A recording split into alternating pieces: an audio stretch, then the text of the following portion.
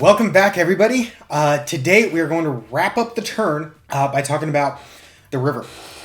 We want to be prepared for the future, and we're going to give you some guidance, some questions to ask yourself that will guide you to the right decision, having the future in mind. All right.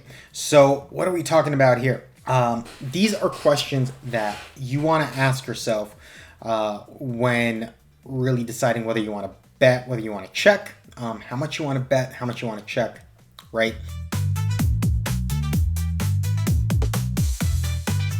You really want to be aware of how easy it is to get stacks in while you are on the turn. And you want to know whether you feel comfortable stacking off or whether you do not, all right? Now, it's going to be pretty clear when you have value, like, three of a kind or something, right? You want to stack off.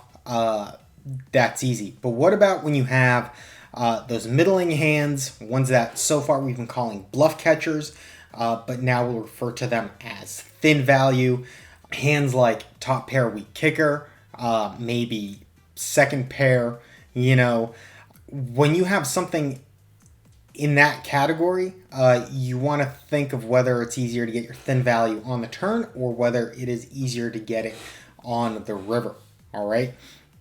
To answer that question, you really want to be aware of the board texture, all right? So I'm going to recommend that on wet boards, you try to go for thin value on the turn. Why? Well, because there are a lot more hands your opponent can have that are going to call you then, all right? All of those potential flush draws, open-enders, gutters even, they want to see the next card, so make them pay. All right. If you check it back and the river whiffs, those hands are just going to be easy folds for your opponent. All right. So on wet boards, try to go for thin value in the moment. But then again, when you have a dry board that has almost no or no draws available, it might be best to check back and try to go for thin value on the river. All right. So for example, you have like King-Seven-Deuce, rainbow flop, and you have, King-8. If the turn is a brick, go ahead and check it and try to bet your top pair weak kicker on the river. Why? Because you might get looked up by some ace highs or even weaker pairs then.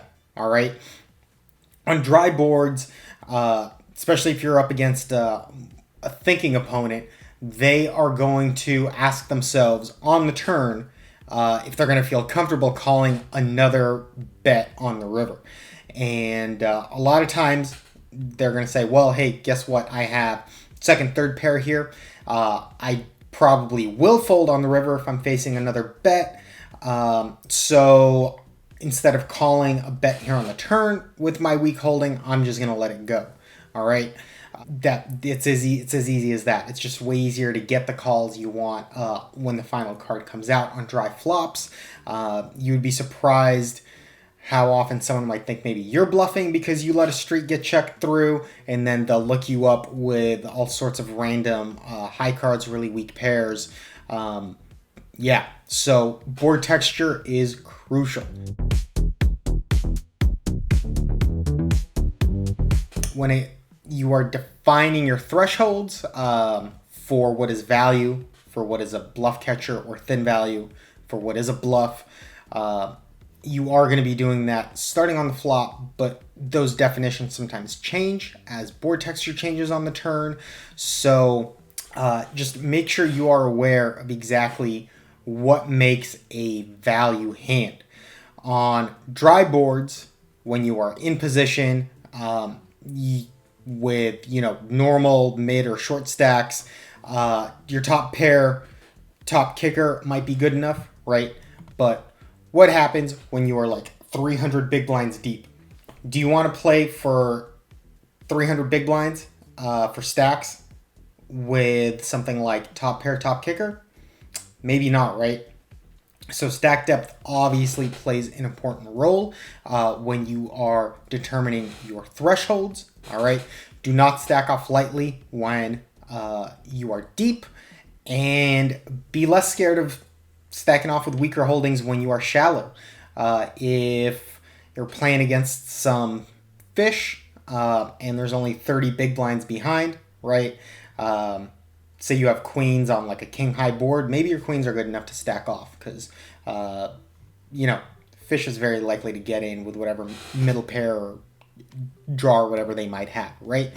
And lastly, think about your position.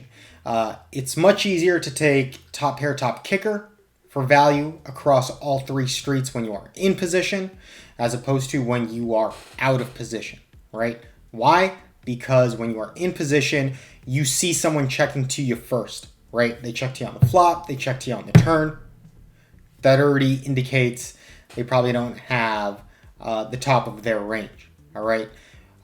When you are the first one doing the betting and someone is just calling you down, they might be trapping you. They might be letting you fire off 2 or 3 streets knowing that they can get stacks in on the river because they have position on you.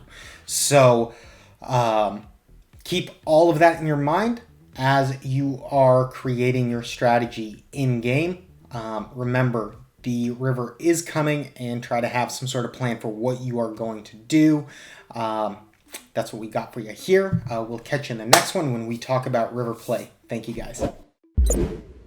Download it for free at Jurojinpoker.com.